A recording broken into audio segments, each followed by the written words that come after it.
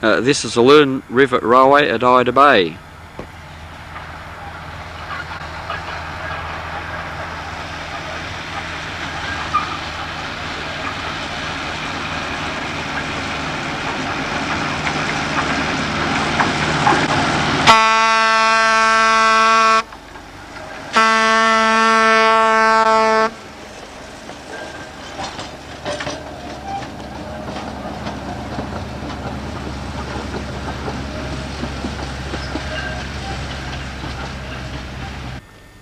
The line was originally a limestone carrier built about 1912 and operated in that guise most of its life, finishing work in about 1987. This group took it over in 1988 and is gradually bringing it back to life. It's a pity to spoil the rail motor with such a silly name. Rather chunky enclosed four-wheel car. And a Krauss steam locomotive.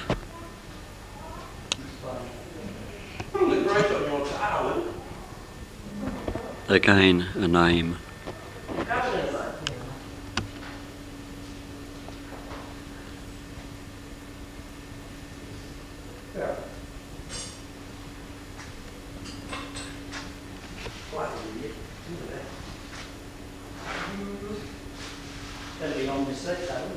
Diesel.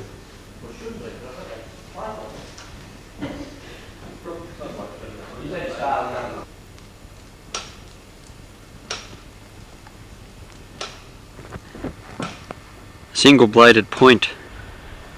This is the far end of the line. It was a fairly lickety split ride. If what they say is correct, it's about 6.5 kilometres long.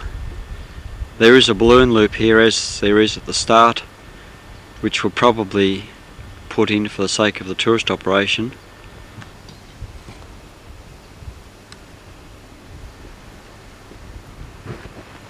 Round to the left is also the branch to the former wharf. The loop to the right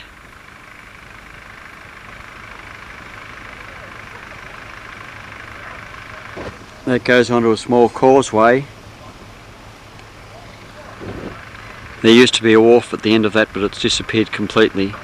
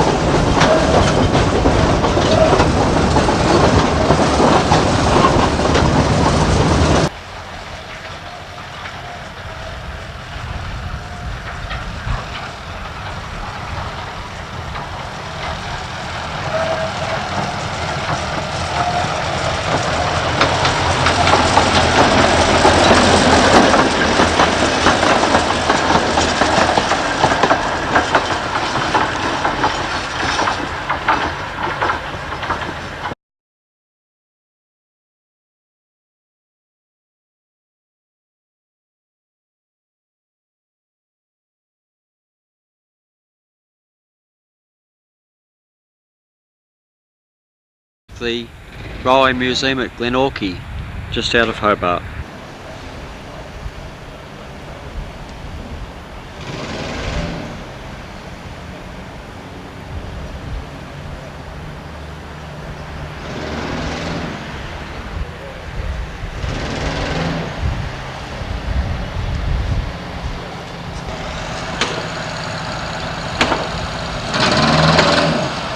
station has come from somewhere else.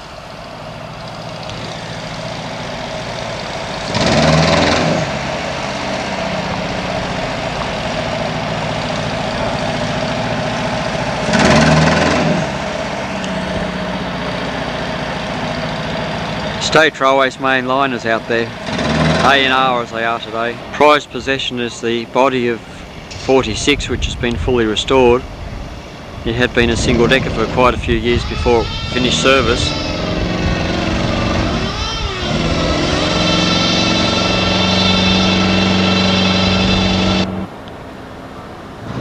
But as you can see, no truck whatsoever.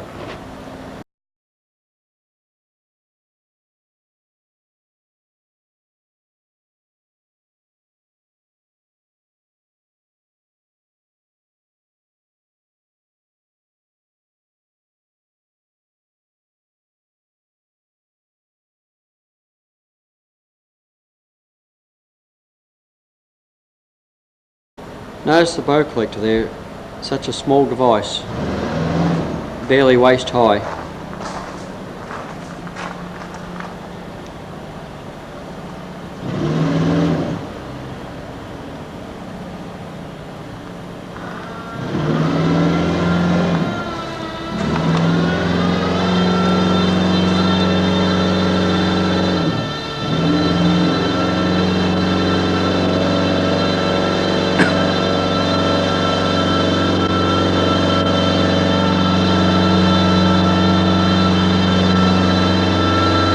The only tram that was never scrapped in Tassie. Very Melbourne-ish.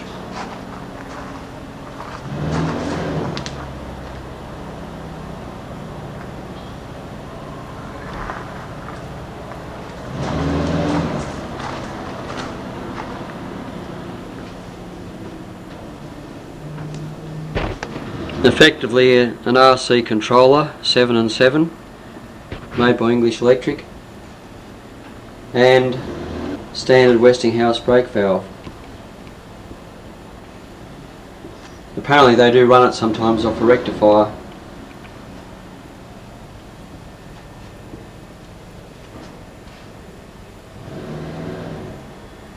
Seating 2 plus longitudinal.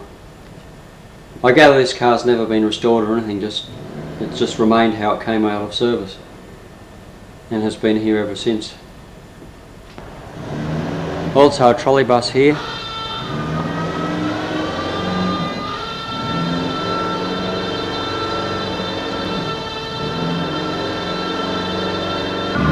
Trolley bus overhead junction.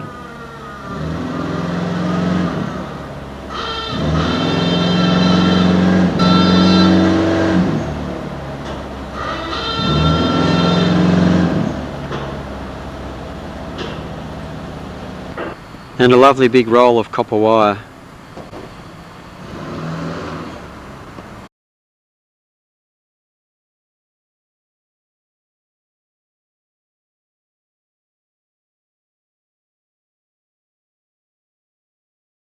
Sunday today, cold bleak day at Sean, and as part of this general museum they've got a railway section, but most important, of greatest interest, it's their electric loco section.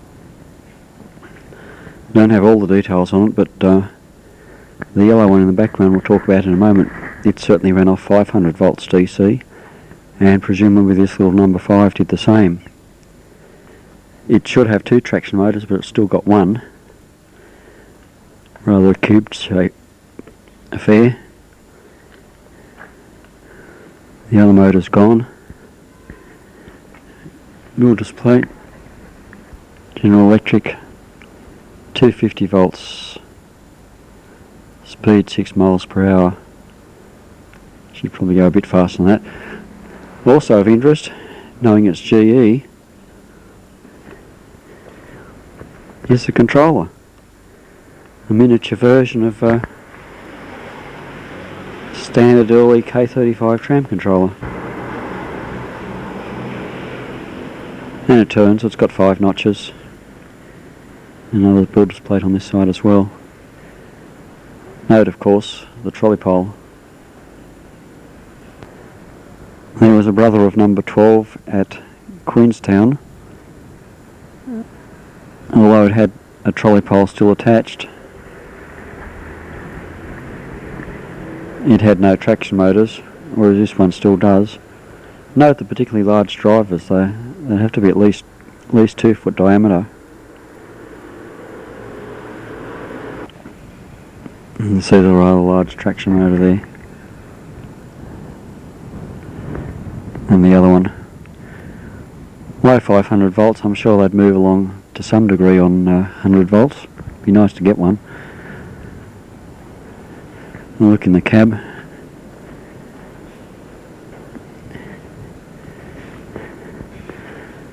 A similar controller to the other one. The other one was in the open and I was getting wet, so I couldn't take anything of it. I threw the reverser and the controller worked. It's got 4 series and 4 parallel. The little loco, very hard to see underneath it or anything, but it does appear to still have its motor, which I think looks like a Gemco. Controller still turns on it too.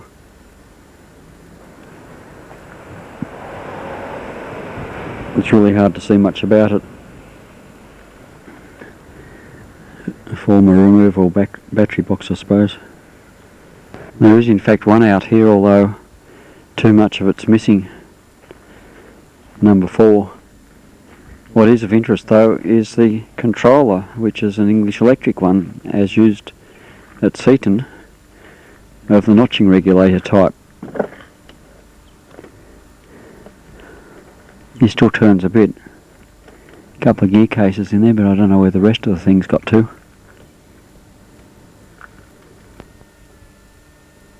Don't know how much there'll be to see of these electric locos in use, but there's one there anyway. Focus. Looks like they might have had swivel head trolleys by the angle that pole is.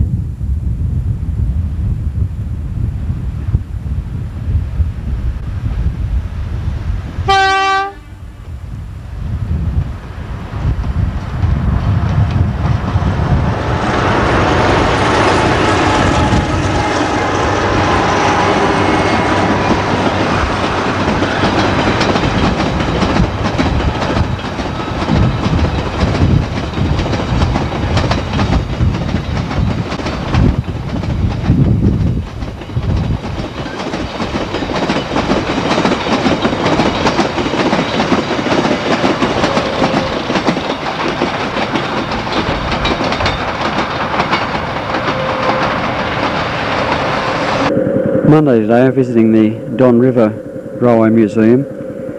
One of the members, Charlie Goodwin, has laid a 7 1/4 inch gauge track using square tubing for rail, apparently without any trouble.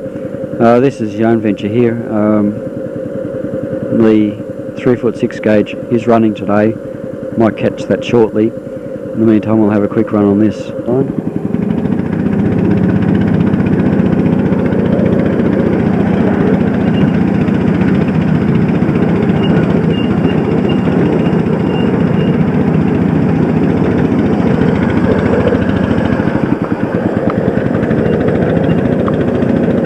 Don River's just a little west of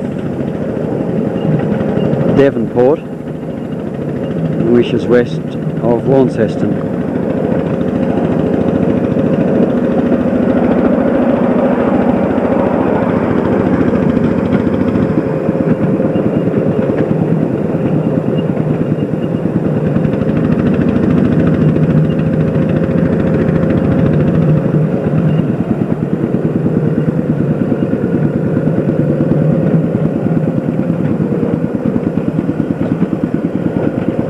Quite a cutting here.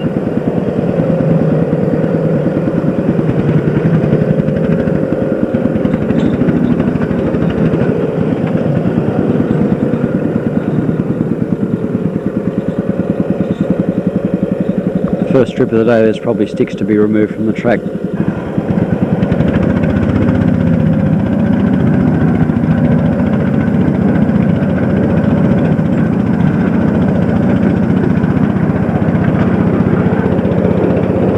The circuit is fairly short, but work's in progress today on building an extension which will have a station right down at the main road, probably at least double the run.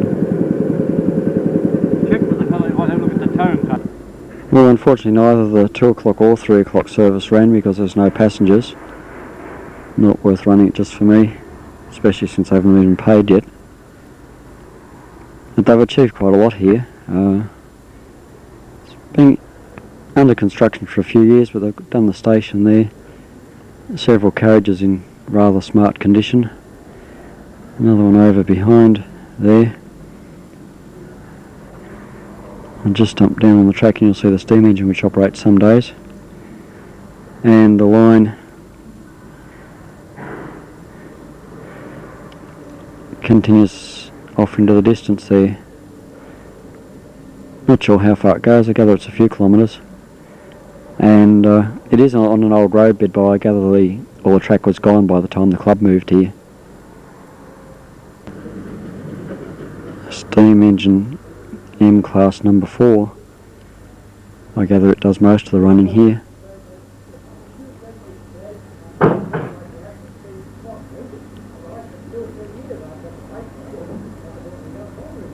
Nice fine day and gradually warming up, almost. Behind the machinery I see a couple more locomotives. Looks like the bare frame of one down there. I suspect this might be the only business within Cooey with young people learning how to weld. More general scene of the yard and everything.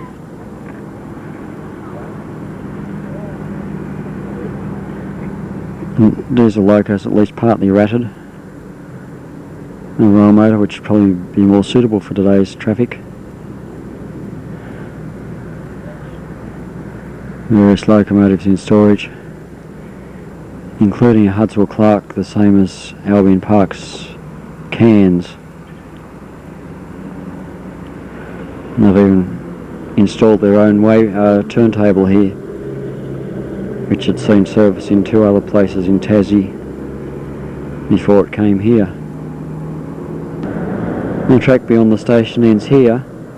If you look through the gate there, you can see some of the original track where it ran across the footpath and somewhere over through that park. Can't pick it at all from here. Late Monday afternoon, I'm at the town of Sheffield.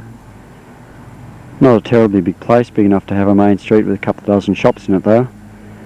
And scene of a quite surprising 2-foot gauge project. None of this was here 6 months ago, although they have actually moved from somewhere else, so that would have helped a bit. But in this space of time they've already put up a station.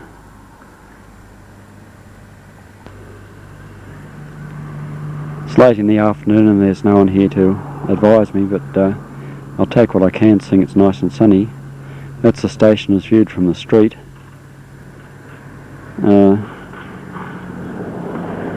There's the notice board I was at a moment ago, and this is the main street out of town. This is the other side of Sheffield Station, which was moved about 600 metres from wherever it was before in the town, I gather it is the original genuine station. As you can see, platform's already been built. Going to be a passing loop, run round loop I guess. All laid in quite heavy rail. Must be 60 pounds or thereabouts. It swings around there.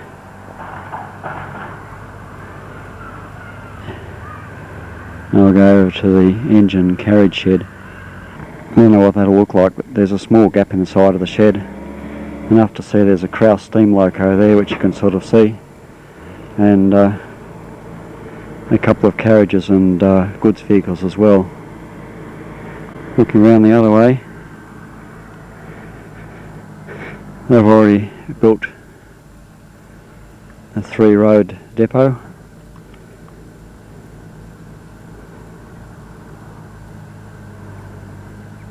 And that's the main line swinging in from the left coming from the station. They've got 600 metres of track laid, as I said, all in 6 months. And in fact they had a steam fest on early March, and that's when it was first running. Probably be a parting scene now of the engine house. Yeah, just the final word on this railway at Sheffield. It made front page news in the Kentish Times. About 9,000 people visited, and at that stage in 4 months they put down 500 metres of track. Yeah, this is a steam museum just outside of Launceston.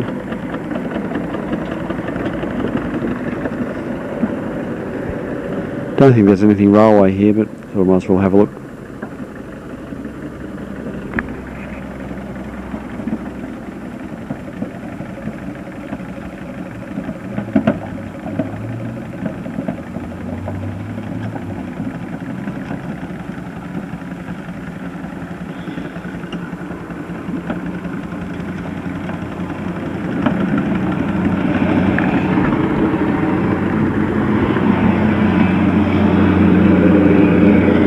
Noise, it's the main highway between Devonport and Launceston.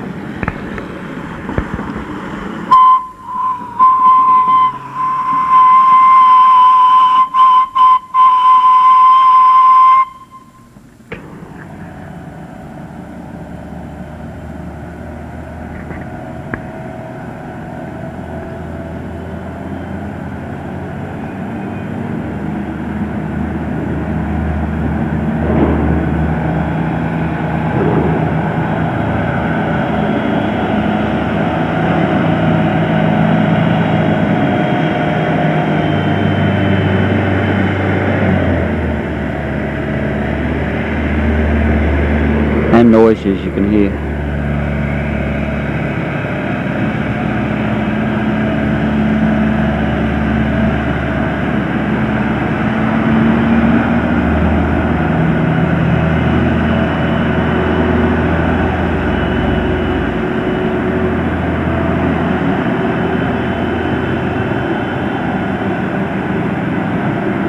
That's the terminus at this end of the line anyway.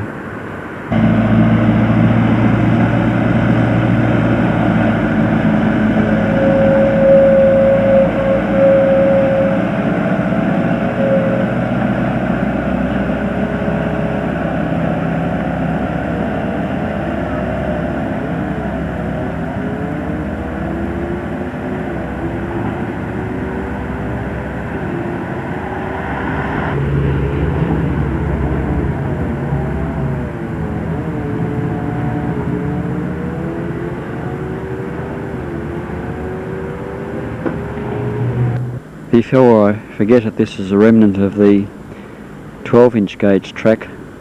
And the tram line isn't real long, maybe 200 yards or so. The inside looks quite presentable, although the condition of the roof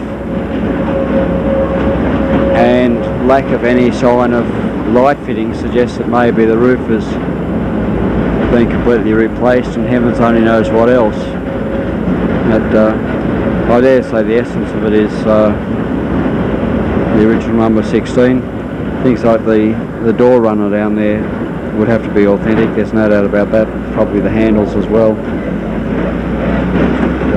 The line just undulates a bit. And it's the rear cab. Controls of course are not the least bit trammy, but according to the photographs up on the bulkhead, it was purely a body only, so it would have been fairly thoroughly stripped.